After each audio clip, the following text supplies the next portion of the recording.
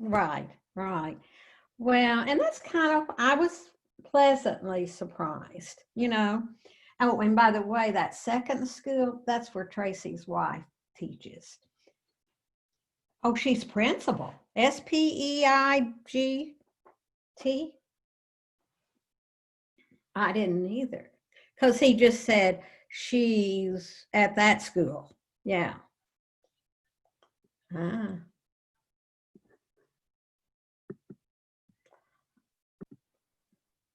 Okay, so we're going to do, this is Nearpod 101, an introduction.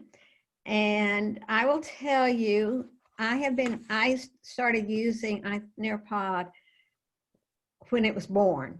And they have added so many new features, so many things that teachers were begging for. And it's going to be great for you because you're in a virtual teaching environment. And one of my best lessons was with a kindergarten class. They had iPads. They had never used an iPad, and they knew nothing about Nearpod. And we did Pete the Cat in his white tennis shoes. And it was absolutely marvelous. So what I'm going to do, I'm going to share my screen. And, you know, you might want to add into the chat once we get the code in case somebody misses it. So I'm going to share my screen. And I'm going to be going into my Nearpod. And I will be right into my Nearpod library. Now, your library may not exactly look like mine because I have folders. I have so many lessons that I have all these folders built so I can keep it from being too cluttered. But you can still see I have quite a few lessons just right there in the library. But we're going to come back to the library and all. And so right now I'm going to launch a lesson. And as I said, you're going to be my students and all. So here's my lesson. And this is going to be live participation. Live participation means you're the teacher, you're in charge, you're driving the lessons. Student-paced means that the students can work on it at any time. They're moving the presentation along and all. And so you could, you know, I find teachers are using absolutely both. So I'm going to click on live participation. What's the live participation with Zoom? Sorry to interrupt you. You know, I don't even use it. Okay. I just set up a Zoom meeting and send the code that way. I'm not sure that it makes it any easier for the students. Okay, I tried, it just didn't really work for me. So this is the code. It is not case sensitive. And you should be at nearpod.com, or some people have Nearpod as a link in their LMS or such. This code is always 5 letters. As I said, it's not case sensitive. So this time it is ZQBEM. So on your Nearpod homepage, there's a place, students join, put in the code, and the students would put in this ZQBEM. Now, you can send this to them. You can put it in Google Classroom. You can send it to them as a link, or they can just see it as you do the live lesson and all. For me, the teacher, even when I close this screen off, this code is always going to be on my screen up in the top left-hand corner, which means that if a student does come in late, I have it right there in front of me and I can get them on. So I'm just clicking on this. And now if you are in as my student, you should see on your screen a slide. And you can't get ahead of me, you can't go backwards or whatever. Now Can we go back to that code? yeah, okay. It is ZQBEM.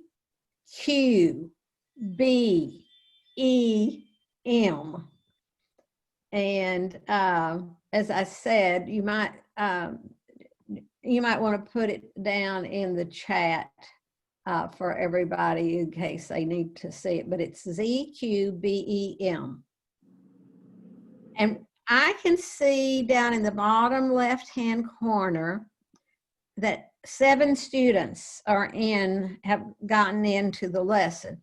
Well, we know we have about 18 people on, so I know that some of you are still trying to see the code. And so if you're just coming in, go to and everybody needs to mute. Go to nearpod.com, put in the code, which is ZQBEM.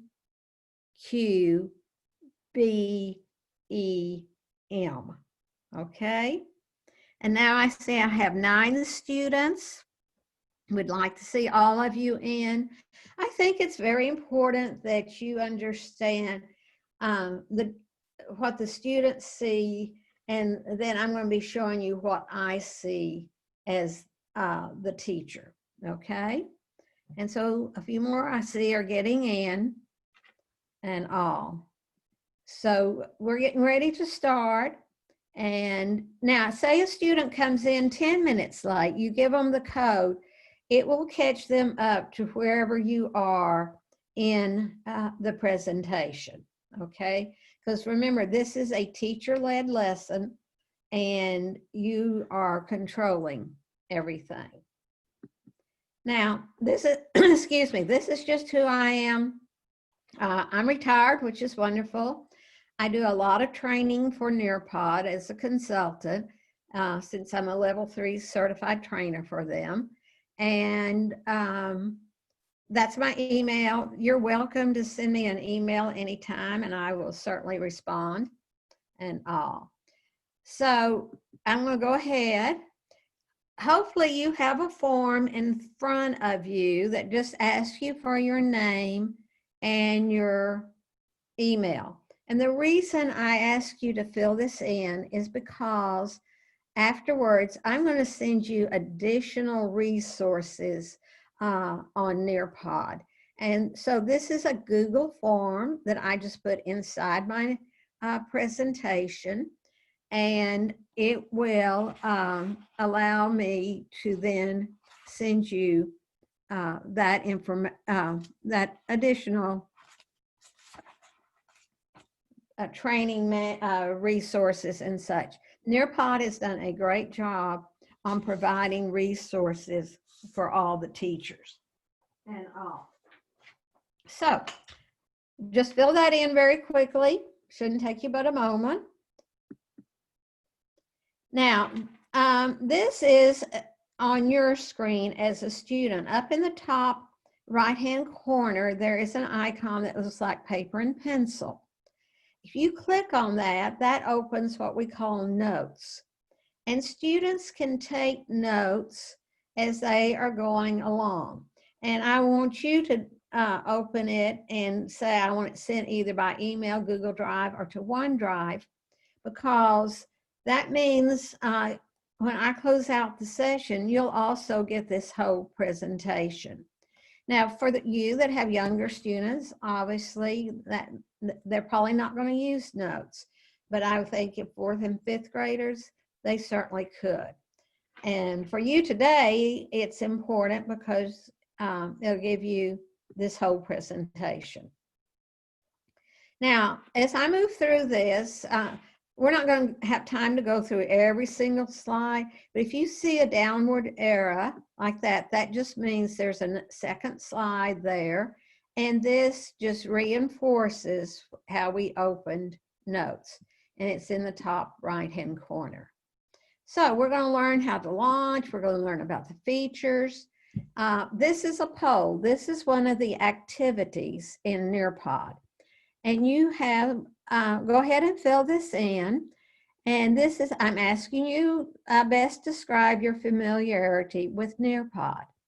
I really love doing polls with students. One, I get 100% participation. I can use it kind of as a review or just to get an idea about how they did on their homework, such as that. And sometimes I just do a poll that's kind of a fun question. Students like it, and what's happening, I'm watching the results that you're giving me in real time, and it's building a pie chart for me. And you have some teachers on your campus that use Nearpod all the time. That is fantastic because, you know, if you get stuck, you have some resources right there. But also I can share this pie chart out, and I think it's important that kids like seeing the results of the poll and interpreting this data. And so you can see the big majority of, I've used Nearpod a few times, and I've heard of Nearpod and all. So a poll gives you an immediate response. Now, this is what I was seeing. I was seeing each of your responses. It was building this pie chart for me that I shared out and such. And so, you know, I could take, you know, just from that poll, I have a good idea of where your school is. Okay, so that was a poll. This is, I have a video. Yes, and oh, please ask questions. Yes, go ahead. Maybe it wasn't a question, but if you need to interrupt, just unmute yourself and we'll stop and we'll answer that question. When you have a video, you'll get this pop-up, and the pop-up window says, where would you like this video to be played? Do you want it on all devices? That means the video would be on each of your devices, or do you want it in this device only?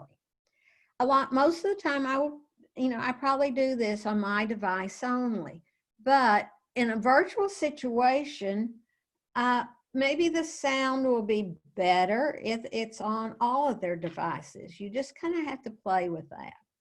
But I'm going to click on this device only. And so throughout this presentation, Nearpod has some very short videos to tell you how to do something. It's kind of a review. This one's a little under 2 minutes. All I have to do is Introducing Nearpod. click on it. With Nearpod, you can make every lesson interactive. Launch lessons your students can't wait to join with collaborative, engaging activities like virtual reality, simulations, and gamified quizzes. As the teacher, you'll always know where your students are with Nearpod's formative assessments, including polls, open-ended questions, draw-its, and more. Get started with what you already have.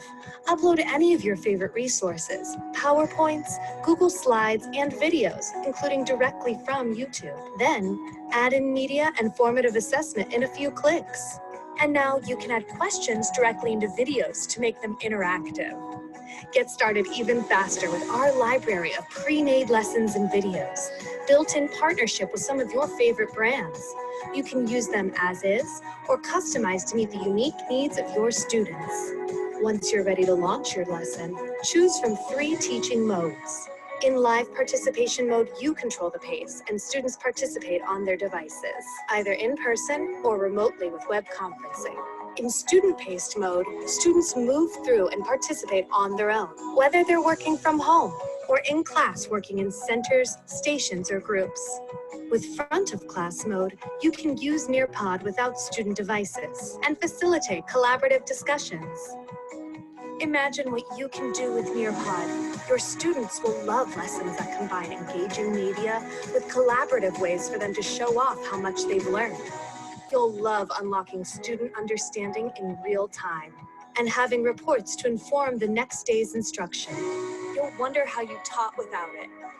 Learn more and get started for free at nearpod.com. Okay, so that was just a short video.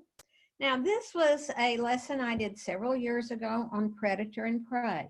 It started out as a PowerPoint, could have started out as a Google slide show. And I brought it into Nearpod to make it interactive. And so as I go along now on your screen, this is a draw it activity. And I'm asking you to draw a picture of what you think a predator would look like. There you have some drawing tools down at the bottom of your screen. And I really don't tell the students too much about the drawing tools. They usually just grab them and go. And I certainly don't tell them about the eraser. They'll find it. But if they, they'll want to start over and do it over and over. I might say to them, there's more colors than black. So draw it is just wonderful. It's very creative. I get, again, that 100% participation. I'm watching you draw in real time and all. And a lot of times when I do this with students, I find that shy student that will never raise their hand or contribute, they're really a good artist and they've done a great drawing. And so once they have submitted, I can share out to the whole class their drawing. And we can talk about why is that a predator. And so not only have you recognized that student, but that student's self-esteem has just increased greatly. So I'm going to show you another way to use a draw it activity, but this is very creative. And as I said, all ages love the draw it. I mean, this could have been a map of the United States, and you could have said color in the state you were born in, or color in the state we live in, whatever, or the 13 original states. So go ahead and submit. I know some of you would like to keep drawing. And as I said, I'm looking at these, and so I have this one right here that looks really good. And so I'm going to share it and you will see this, and we could talk about what are the characteristics that make this a predator. And I guess Louis is my shy students, but look what a great artist he is, and all. Now, when I do this with kindergarten students, or not kindergarten, elementary students, if I show one student's drawing, they all want to have their drawings. You can put a timer on this activity, because usually I have to say, go ahead and submit. I'm counting to 3. Now, if they don't submit before you go on to the next slide, these drawings will not show up in your reports, and you will not know that they have completed this activity. So I'm just saying. Can you click on mine? Huh? Can you click on mine? Well, okay, who's talking? Melissa Donahue. Okay, Melissa I Donahue. think everyone will get a kick out of it. Okay, let's see. Melissa, I have Melissa Lopez. No, maybe I put it through. Oh, It's Donahue. okay. I got it. And I get why everybody will giggle. This is your thought about virtual learning. I miss that, Melissa. I love that. And I will tell you, I'm working with schools all over the United States, and a lot of people, would share that feeling. I love that. Okay, so this is what I was seeing. I was seeing each of your names, and I was seeing your drawings. and it turned green after you submitted. It was yellow while you were still drawing. This was just part of the slideshow. These are slides. We talk about what is a predator. Now, this is a different way to use the drawing tools. This was a slide that just had sentences on it, and I did a convert to draw it.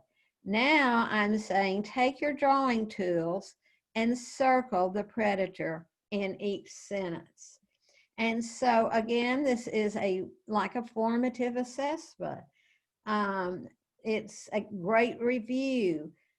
I'm finding out, do they understand what a predator is as opposed to a prey?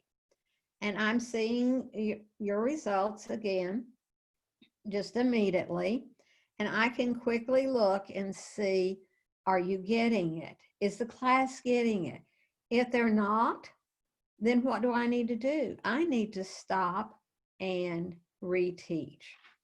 Now, this is a little bonus that you might not find in all of the trainings, but up in the top right-hand corner of my screen, I have a small icon. And right now it has an S on it because I am in teacher view, but I can switch to student view. And when I switch to student view, then I get what you saw originally and what the instructions were. And this is great. So maybe we weren't getting it. So I switch now to student view, and maybe we read these sentences together. We decide as a class, what do I, it's not necessarily the first animal you see in the sentence and all. And so I can do this with my tools just as if I was a student. And then I can go back and I can switch to student view. It's in the top right-hand corner on your screen when you're the teacher presenting. You might forget about it, but one day you'll look up there and say, And that's one thing. And so this again is what I'm saying. Click on things. You're not going to break Nearpod, let me tell you, and all. So this is a 3D, and this is a shark who is mainly a predator.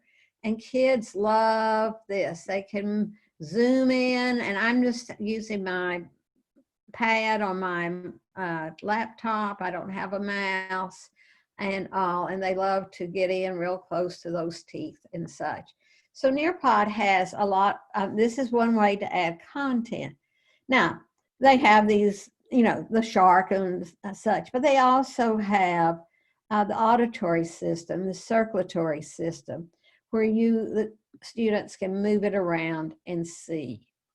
This is a very short quiz, 2 questions, and I'd like for you to go ahead and answer them. You build your quizzes. It's going to be graded for you. I'm actually going to see how you're doing right here as you're taking it. Again, it's building a pie chart for me. And obviously, I want my pie to be a key lime green pie, because that would mean my students have a good understanding. If it's a cherry pie, again, it's a signal you need to reteach. You need to go back over the instructions or the content. Now, you could have 25 questions. You could have 10.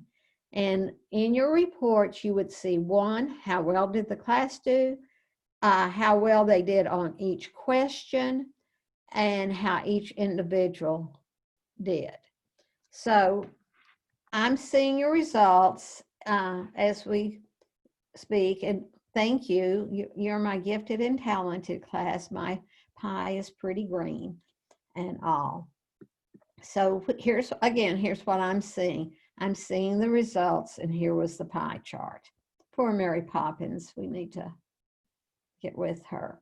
And that's what, if somebody has missed it, you don't call them out, but you need to go back and talk to them or do some re-instruction or give them reinforcement. This is a collaborate board. I also get a pop-up window on this. This says, would you like to approve student comments before they're posted? you teach elementary, you may not be too worried that your students would put something inappropriate. I, eons ago, came out of middle school, and trust me, I would have said I needed to have approved. But you're adults, so I'm saying no, I do not. Now this time, the Collaborate board says search for a picture of a prey, add it to the Collaborate board, and describe your animal.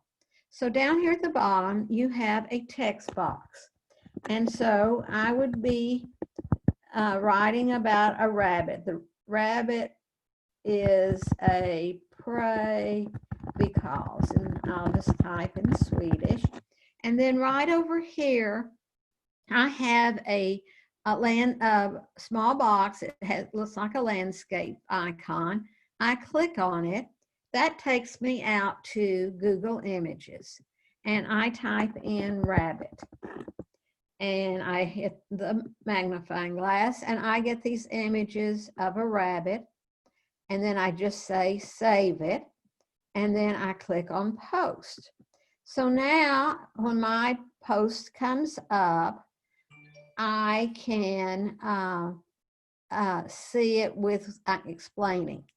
Should a student put something inappropriate, right up here is a trash can, and I can just delete that entry immediately and all. So go ahead and find your image and all. I love the bird eating a worm. And oh, this is, you know, I don't like snakes. So, so anyhow, I can see how did they understand how they were to find an image, because that was part of my instructions up here and all. And so some of you have done a great job of explaining why your animal is a is a prey. It must be Friday. Y'all are in a good mood because you got the weekend coming up and all. So you can see they're all posting. Again, I could share somebody's out if they've, you know, found a great image and given a really good explanation. I could put a timer on this activity and all, but I'm going on. This is what I was seeing. I was seeing all your images with your explanations. You can see here was a card that someone put something inappropriate, so it was deleted. And this is just continuing with the lesson. Now, this is a different activity in that it's an open-ended question. Can an animal be both a predator and a prey? Explain your answer. Now, in your reports, this will not be graded because there is no right or wrong answer. But you can quickly read each student's response. And so some of you, I don't want a dissertation, you can just type in a quick answer. And for me, watching you in real time, I would see your responses as after you submitted them. And again, great chance for discussion because I can share somebody's really great answer with the whole class. Some of you might wonder about, well, I want to share it, but I don't want to have the student's name. On my screen, down at the bottom, it says hide student names. And so when I click on hide student names, I block out with asterisks the student names. And then at any point, I can bring them back. Now, also what it's building for me is it's showing that right now I have 59% participation. So I know that not all of you have answered. And I actually, you know, I can see who has not. But it's a quick reference for me without me scrolling down through my list of students here to see what my participation rate is and all. It's a circle of life. Yes, that's true. So here's what I was seeing. And you can see this time, Mary Poppins did a great job. And I could share out her response. The others forgot to explain their answer. No, I know that none of your students ever do that. You may not be familiar with Microsoft Sway. Sway is, to me, a PowerPoint on steroids. I'm just gliding through this. I did not create this Sway. It's very good. It has lots of information. The images are unbelievable. So that's another way I can add content. And as I said, I couldn't have done anything better on endangered species. And when I get to something like this, that's a stack of cards. And the students can click through them and read the information. So this is Microsoft Sway. As I said, you don't have to have Office 365. They have some sways that are already built in. Matching. We love this. This is fairly new in the last year. So go ahead and you can start matching the word with the definition.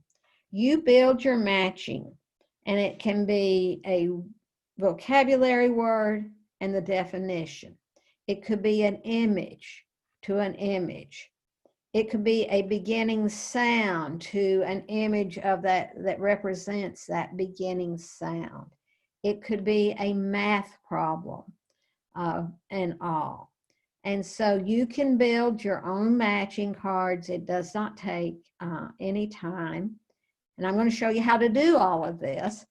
And it will, again, it's a great way for review. The kids are very interested. What I'm seeing is how many times it takes you to get it right. And like I can see Danielle, she got 8 out of 8 and 8 tries. Woohoo! But if somebody takes 20 times, then I know they're just clicking around, hoping to land on the right answer. I'm just going to move on.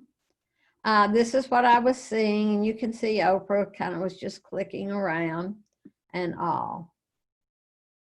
This is VR, virtual reality. Again, all of this is built in. Nearpod partnered with 360 Cities, and they have a lot of these. This is obviously on coral reefs. I might have a question for the students to think about before I get to this screen and say, look at the coral reefs, be ready to discuss the differences and such. See if you can find the big fish. Whoa, there it is. And so they love VR, you know, that's kind of their world this today. But it's not just like coral reefs. If you were teaching Egypt and you wanted to show them the pyramids, that's part of 360 Cities images. And there's a ton of images. So we're just, now I'm kind of moving on fast. This was another Collaborate board. This one, students were not asked, but just to find an image, but just to respond and all.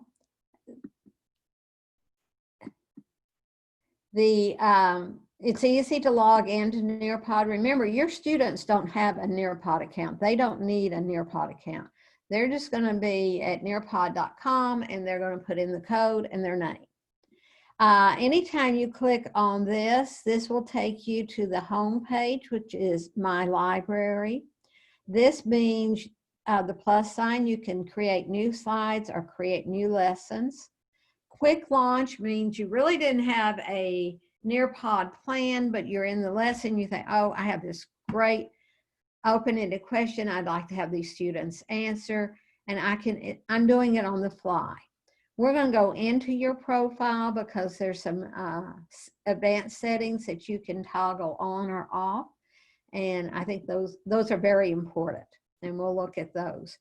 One of the ones I think for elementary is extremely important is that Nearpod has a partnership with Immersive Reader. And so there are slides that you can have that immersive reader will show up, and the question and the choices will be read to them. You can also add your own audio to slides. Your new best friend is going to be the Nearpod Library. There are over 8,500 lessons already made. You don't have to start from scratch. You can just take any of these lessons, bring them into your library, and edit them to fit your group of students. In August, they added interactive videos, and there's over 1,000 of those already. And they have questions embedded into the videos. You can bring a video in, say, from YouTube or such, and add your questions into it. You know, the longer the video is, it's good to have those questions because, you know, it keeps the students focused. We're going to look at the Nearpod library. We're going to talk about the filters you can use to find the lessons, because you don't want to look at that many lessons. You can search by your state standards. Every state's standards are built in. So those are just additional slides. This is another short video talking about using the filters, but because we're kind of on a short time span, we're not going to take time to look at the videos. You can always go back to them. This is a video about launching a lesson. It's the question we usually get asked the most, and I'll go back over that. You don't get that code until you launch a lesson, and you got that code. You saw me get this code when I clicked on live participation. Student participation, it's the same thing. They're going to get a code. You can require student submissions. In other words, they're working on their own, but I don't want them to skip the draw it. I don't want them to skip the quizzes. I want them to have to participate and do those things in order to complete the lesson.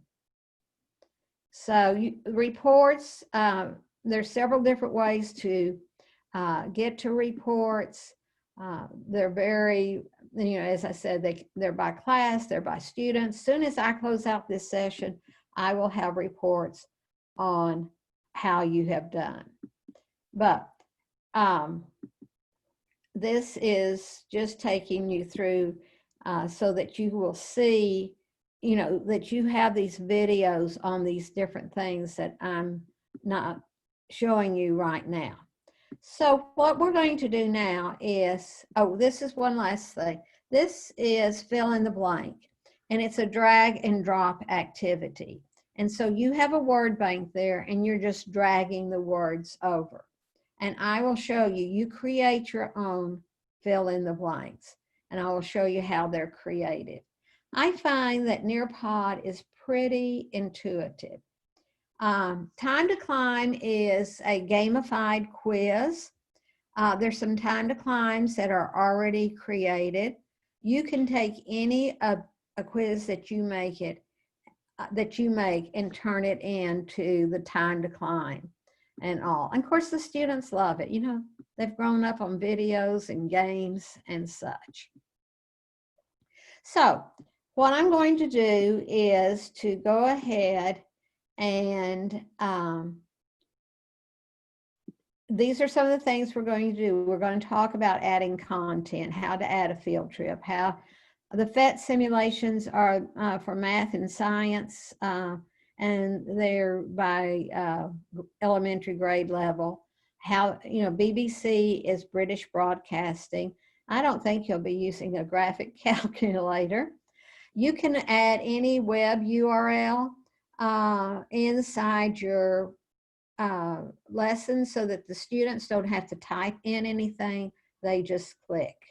And you know, some of the URLs are quite long, so that's really good that all they have to do is click.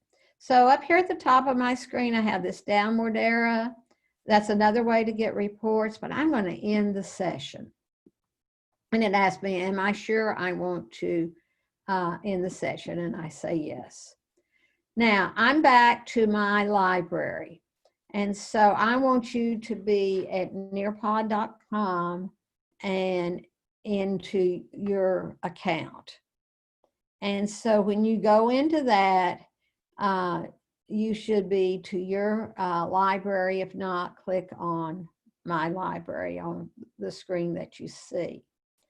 As I said, you can create folders, and you might want to do that from the very start. It could be period 1, period 2. It could be math, reading, ELA, however you might want to organize it.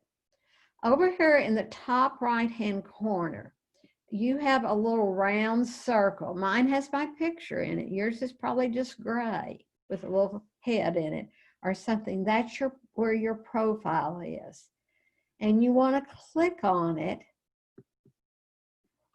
And we want to slide down to lesson settings.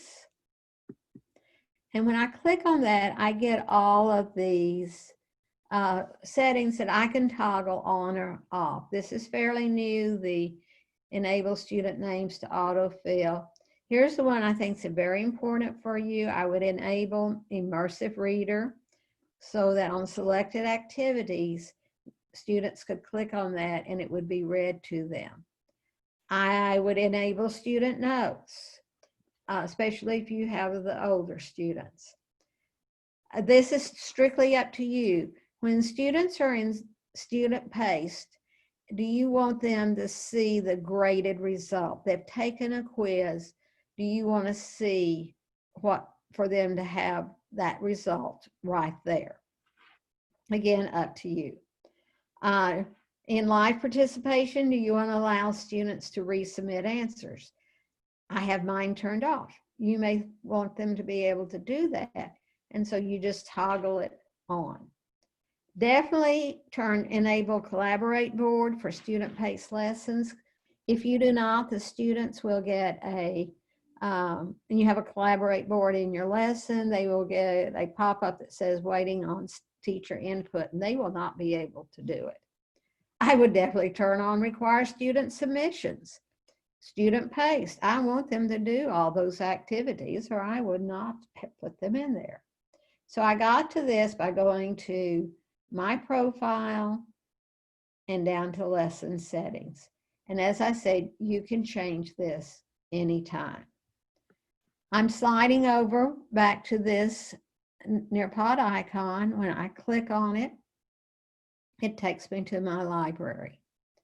Now, I want you to have a good feeling about the Nearpod library. So over on your left-hand side, click on Nearpod library. Now, these are just some of the featured ones. They're different types, they're different collections and all. But let's look at the way that you can use filters to find what you need. If you have a definite state standard that you need to teach, slide down here to Pennsylvania, whoops, click on it, and it's for social studies, and it's for 4th grade, and such. And then here under strands, I just click on that downward arrow, and I find the strands that fall under social studies for 4th grade. And so explain the voting process. And so I have this one lesson, even though it says grades 5 through 9, it does mean talking about the electoral college system. I can click on this X and I clear those. Or I can just say, I am a 2nd grade teacher and I want to see the lessons for math for 2nd grade. Now I have all of these. Some of them are collections. That has 65 lessons in it. That would take care of a lot of days. But here's one on round to the nearest 10 and 100. Some of them are made by teachers. This is by Diane Leone. Her lessons are great. She does a fantastic job. And so what you do, you preview the lesson. You have to preview the lesson. and you see this lesson and you go through it and you think, this is exactly what I need. I can use this. I'm not going through just the preview, but this just takes you through all the slides. I click on add to my library. Okay. Now, when I go back to my library, I have brought in this lesson on rounding to the nearest 10 and 100. It is still in the Nearpod library, but now it's in my library. And what that means, I can now edit. And when I go click on edit, I can edit the lesson or I can duplicate it. I edit the lesson. And, you know, my kids really don't want to know about Diane Leone, so I click on that and I can delete that slide. So any slides in here that might not work for you in your class, you can delete. Again, I will tell you, if you can search by author, you could put in Diane Leone's name and you would get a lot of great lessons. But, okay, so I'm not going to delete any of the others, but I want to add some of my own stuff. So I click on add a slide. I can add content and I can add activities. The steps are the same for everything. So I want to add a website. I click on web content. I type in my website on math or whatever that I know is going to be good. I always test my link. Now this is nice and short. I know if I test the link, it'll go out to ESPN. But let's pretend I've tested it and I just save it.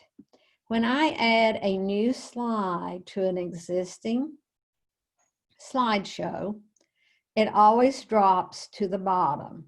And so when it finishes, when I can come down here, here it is, website. And I just take and I drag it to where I would like that slide to be. Okay, add a slide. And sometimes when I'm adding, I just let them all drop to the bottom and then move them to wherever it needs to be. Here's that Nearpod 3D. You saw the shark, but here's the auditory system. And they have them in categories. This, I could be in the human body. Here's the digestive system. I always preview it. I say done. Okay, it's that slide is at the bottom. I go back. If I wanted to do a PhET simulation, it's hard to do hands-on science simulations right now. Here's one on balloons and static electricity. Again, I preview it. I select it and I preview it. After I previewed it and I want to use it, I just click done. So every time that I'm adding something, I'm going through the same steps, okay? I can bring in an audio file, but let's go, that's content. Let's go to activities. Here's how I add an open-ended question. It just comes up. I type in my question here, and this is open-ended. Notice I can add a timer. I could add a video or image or audio instructions. Here, I can click on enable students to respond. What this means, they can answer using audio. They don't have to type it in. They can just click on that, and when they get it, they have a little microphone that if they choose, they can respond orally. Excuse me. Can you repeat where you find those lessons again? Yes, I I will. was trying to find it on my own, but still follow you at the same time, so I was Okay. a little Let me confused. figure some of these activities and then Sure. we'll go back, okay? Yeah, Okay, activities, matching pairs. Clicked on it. Here's where I build my matching pairs. I put my instructions. We're studying the presidents of the United States. I put in Abraham Lincoln as text. Over here, I want to add an image. I get Google Images, Abraham Lincoln. I do a search. I find an image I want to use. I save it. I have a doohickey here that I just slide it up, fills it up. Add another pair. I'm going to add the letter B. And this time I want an image of a ball. And so I can do that. And I'll just use that ball. And I will save it. Could have been an A and an apple. Add another pair. I have math problems. There's the result. Here's the problem. And so here's an equation editor if you need some of the special symbols. I'm just going to say done. But that's how you build matching pairs. Again, these slides, I'm adding more content to this wonderful lesson. That was content. These are activities. This is a quiz. Here I put in my question. Here are my answers. And I can have more choices. I must choose the right answer. It will prompt you. Again, you can add video. You can add audio instructions. Here's my audio recorder. If I want to make a recording and I actually read the question and the answers out, that's one way to do it right here. This audio means you're bringing in an audio file. Okay, add a slide. You see, add activities. Same steps. Here's the draw. This is like the one you did. I just put my instruct of what I want them to draw. Draw a picture of what you did this weekend. Okay, I could upload backgrounds, but I'm just going to, so that was very easy to do that draw it activity. Add a slide. Add activities. This is the collaborate board. You put in your topic here. We're studying weather.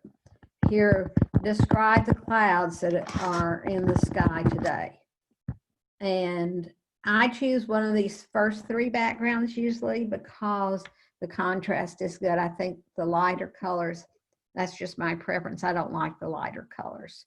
Remember, all of these are down here at the bottom. And when I finish, I'm going to drag them and put them where I would like for them to be in this. Add a slide. Add activities. This is the poll. Again, very simple. You asked your question, what is your favorite ice cream? And you put your question here. And you put your answers, vanilla, chocolate, strawberry. You can give your students the option by toggling this on over here where they can have multiple choices. Add a slide. Add activities.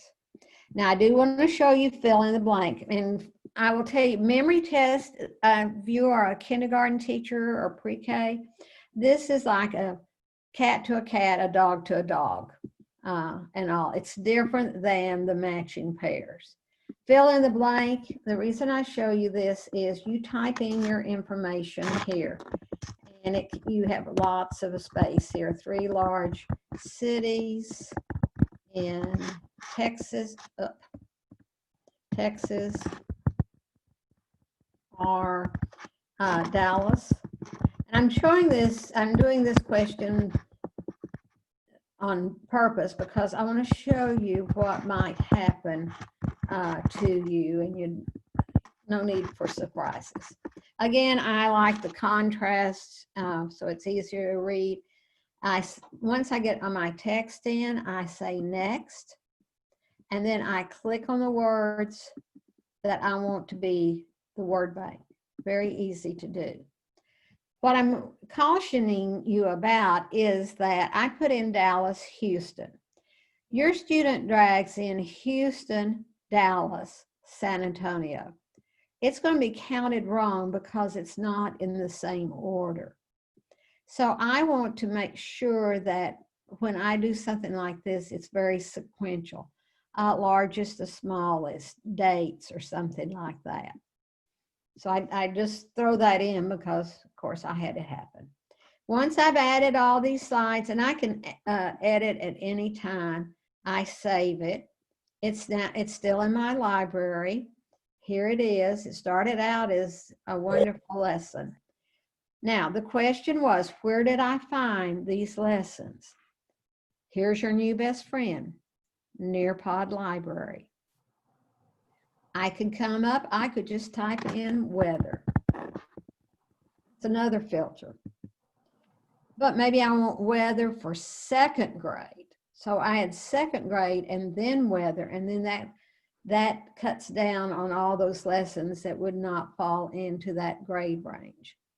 Then I would I would see this lesson, I would preview it. But I'm not looking at 80,500 lessons. It's a great lesson. And the ones that are in here, they've been vetted. Teachers cannot just throw lessons into the Nearpod library.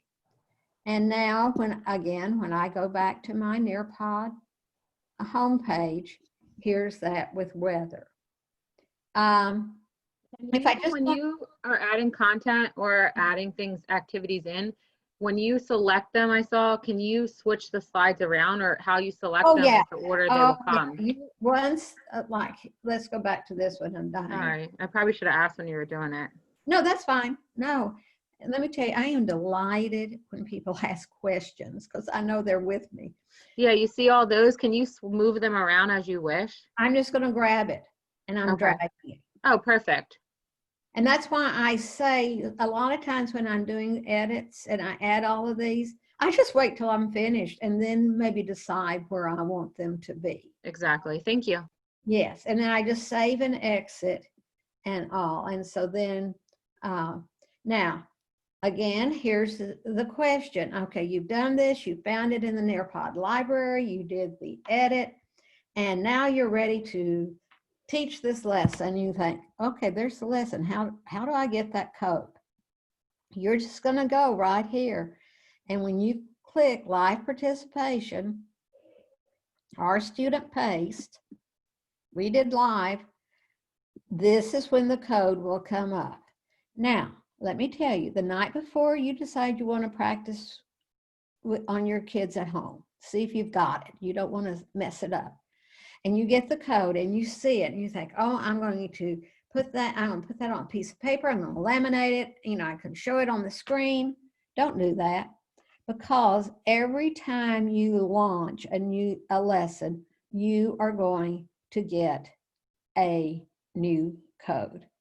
And if you should be having older students and you have period one, you have different students, but you're going to do the same lesson, still launch a new lesson for each group, because in your reports, and here's where another way to get to reports, you want that 25 students that you had period one put together.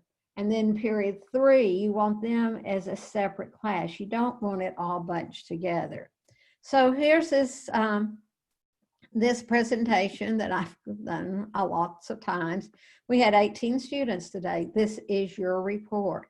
And so I just went to reports. It came up.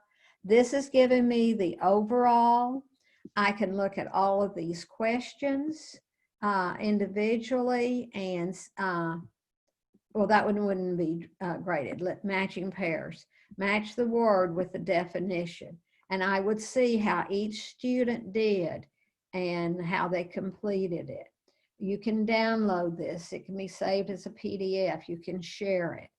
So reports are really great. And I know we're right at well, I'm in Central Time. This has been right at the 1 hour. I'm happy to answer any questions. The best thing you can do is jump in there, and I would suggest go to the Nearpod library. You don't have to do a thing to that. I have a question. Yes. If your student pace is more for independent work, correct?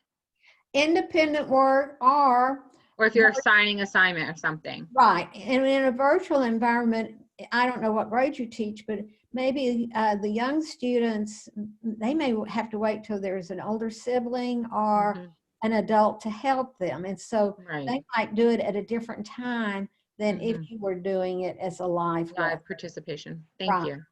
Okay. And so Nearpod library. Now, a couple of things. Some of you might, we didn't do the time to climb, but I can search here in the Nearpod library for time to climb. And I will find all these time to climbs, and I could even say 3rd grade time to climb. So here's one on longitude and latitude. And these are quizzes that are already turned in to the time to climb. This you can, if you just want to see the videos that Nearpod has done, again, here's videos. I click on 2nd grade.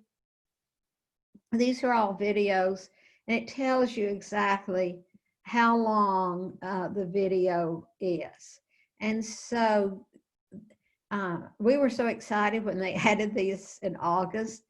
I don't know if you've ever used Edpuzzle. It looks very similar to that, and all. So as I said, the Nearpod library is your best friend.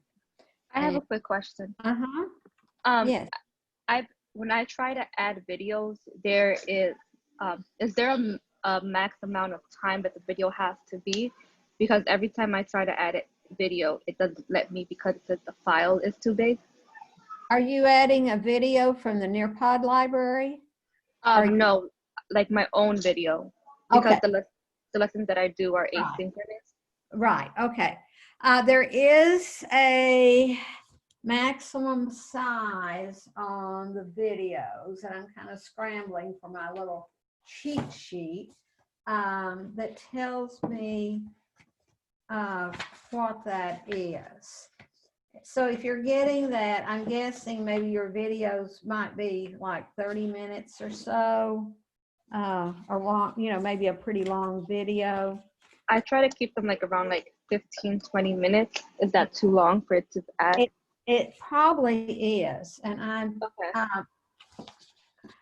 have, that's one of the things. Yes, I know there's a length, and I can never remember the exact, but just hang here. It probably is in this folder. I was kind of traveling yesterday. So let me see, up your storage. Let me see if I see it on here. But there is definitely a upload video files. It just doesn't give me the size. But you know what? I will look that up for you, and I'll send it back when I send all these resources and give you that size. Okay, and then a second question. I try to do the YouTube one, but when they try student pace, it won't play. Another question is there a way for the settings on the discussion board for the students have to write an answer before seeing other students' answers? Does that make sense? They don't, when they're doing like the collaborate board, is that what you're talking about? And they're responding? Yeah. Is there a way for? They should see. So were you seeing everybody's before you clicked on yours? No, like when No, the student, See, I don't think they'll see the other responses till they submit their own.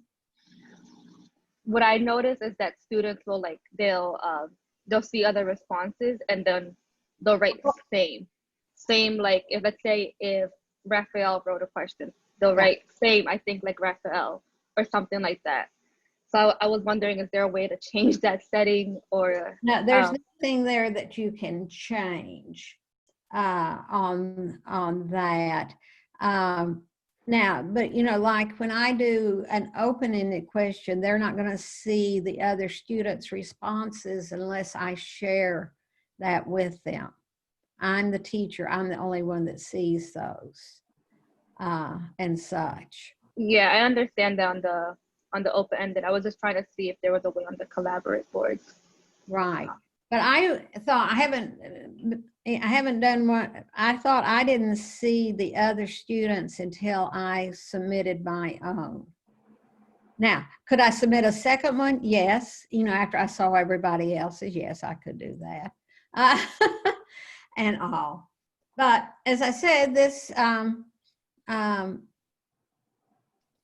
you know, Nearpod responds to suggestions, and I do a follow-up with them, and maybe I'll throw that out there and say, let's look at this and see, can you make it so they don't see them? I thought they did not see them until they had submitted. I have not had much problems with bringing in, like, if I you know, a kids president from YouTube and using it. The students in Student Pace should be able to click on the video and start it. I would try that again and see if they're clicking on it. They have to click on the triangle to actually start the video. Yeah, I tried it and it would just like the video wouldn't play. I don't know. I can try it again and see. Okay, yeah, try it. Don't get a real, you know, like the kids presidents ones. They're cute and they're not real long. And I'll try one of those and see if it works. How do you add one of these pre-made lessons to your Google Classroom? Just by the link and code? Sorry, I don't teach live, so this is a little different for me. Okay, yes. Let me just get out of videos and let me go back to my Nearpod. When I have this lesson here and I hit, say, live participation or student paced, well, for me, it would be more student paced. I wouldn't be live with them. Okay, let me close that out. I can do that. Oops, didn't mean to do that. But we'll be back. When I go to this lesson, and now I say student paced, and all, and I say launch a new student paced lesson. I don't want to use that same code. See right here, I have Google Classroom. Okay. And I just click on that and that'll put the link in the Google Classroom. And then for all the students in my Google Classroom can access now that lesson and it will submit their answers individually, correct? Yes. Okay, thank you. Okay. I probably went over that, but it's just a lot all at once, so. No, and see, you choose your class. Okay. You have, and you decide which class to put it in. Okay, thank you so much. Yeah. No, it's hard in this just 1 hour to hit everything and all, but I would just say to you, don't be afraid to click on the buttons. Go back through some of the videos. As I said, I'm going to send you these additional resources here and all. It's very intuitive. If you've never done one, do some of this kind of fun with your students the first time out. And I mean, I know all of you are virtual and maybe, you know, you have to do everything student paced, that's okay. But, you know, if you're virtual and you're using Zoom or Google Meet or something like that, you can certainly do a live participation. So we're all going to get through this. I go back to that first drawing slide about virtual learning, but we will all get through with this. So I'm going to stop sharing my screen and hopefully I've answered all your questions. And as I said, I'll be sending you additional. So thank you for being here on Friday afternoon. Thank you so much, Joan. That was super informative. I know that the teachers have been using Nearpod, but that was a lot more tools than we've had training on this far. Okay, great. And Jenna, I Definitely. will send you the video. Perfect. That'd be Um, fantastic. And then you can share it if people want to go back. Okay, through it. great. Thank you. All right. Thank Thank you you. so Happy much, Friday, Jonah. everybody. Thanks, Yay. Gina. Bye. You Bye. made it through, Joan. you made it through another week.